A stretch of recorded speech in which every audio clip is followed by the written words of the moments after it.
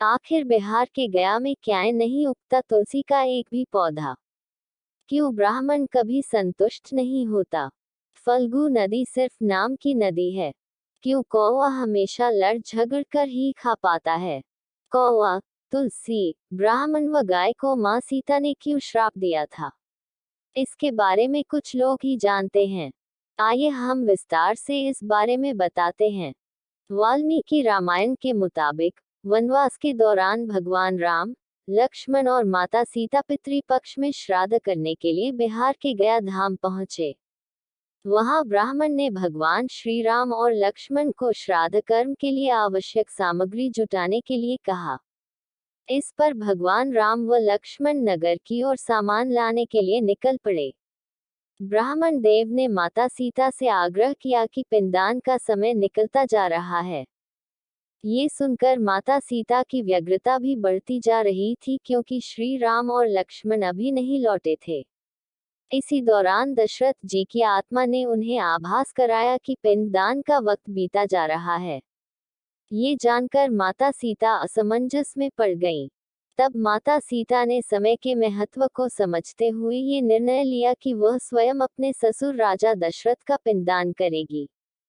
उन्होंने फल्गु नदी के साथ साथ वटवृक्ष, कौवा, तुलसी, ब्राह्मण व गाय को साक्षी मानकर स्वर्गीय राजा दशरथ का पिंडदान विधि विधान के साथ किया। इस क्रिया के उपरांत जैसे ही उन्होंने हाथ जोड़कर प्रार्थना की तो राजा दशरथ ने माता सीता का पिंडदान स्वीकार कर लिया। माता सीता इस बात से प्रफुल्लित हुई कि उनकी पूजा दशरथ जी ने स्वीकार कर ली है। इसके बाद उनके मन में संशय भी हुआ कि प्रभु राम इस बात को नहीं मानेंगे, क्योंकि पिंडदान पुत्र के बिना नहीं हो सकता है। थोड़ी देर बाद भगवान राम और लक्ष्मण सामग्री लेकर आए और पिंडदान के विषय में पूछा। तब माता सीता ने कहा कि समय निकल जाने के कारण उन्होंने स्वयं पिंडदान कर दिया। प्रभु राम को इस बात का विश्वास नहीं हो रहा था कि बिना पुत्र और बिना सामग्री के पिंडदान कैसे संपन्न और स्वीकार हो सकता है। इसके बाद माता सीता ने कहा कि वहां उपस्थित फल्गु नदी, तुलसी, कौवा, गाय, वटवृक्ष और ब्राह्मण श्राद्ध कर्म की गवाही दे सकते हैं। भगवान राम ने जब इन सब से पिंडदान किए जाने की बात सच है या नहीं पूछा, तब फल्गु नदी, गाय, कौवा, तुलसी और ब्राह्मण पांचों ने प्रभु राम का क्रोध देखकर झूठ बोल दिया कि माता सीता ने कोई पिंडदान नहीं किया है। वटवृक्ष ने सत्य कहा कि माता सीता ने सबको साक्षी मानकर विधि पूर्वक राजा दशरथ का पिंडदान किया है।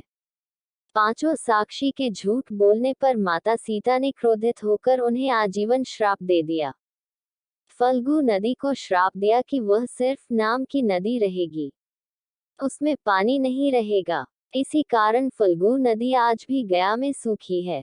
गाय को श्राप दिया कि गाय पूजनीय होकर भी सिर्फ उसके पिछले हिस्से की पूजा की जाएगी और गाय को खाने के लिए दर बदर भटकना पड़ेगा।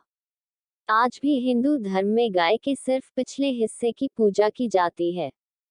माता सीता ने ब्राह्मण को कभी भी संतुष्ट न होने और कितना भी मिले उसकी दरिद्रता हमेशा बनी रहेगी का श्राप दिया। इसी कारण ब्राह्मण कभी दान दक्षिणा के बाद भी संतुष्ट नहीं होते हैं। माता सीता ने तुलसी को श्राप दिया कि वह कभी भी गया की मिट्टी में नहीं उगेगी। यह आज तक सत्य है कि गया की मिट्टी में तुलसी नहीं फलती। और कौवा को हमेशा लड़ झगड़ कर खाने का श्राप दिया था।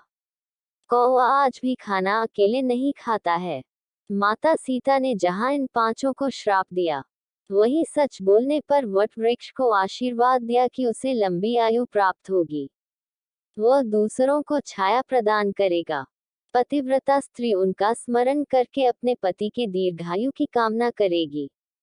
अगर आपको ये स्टोरी अच्छी लगी हो तो इसे जरूर शेयर करें और इसी तरह के अन्य लेख पढ़ने के लिए सब्सक्राइब की बटन दबाएं।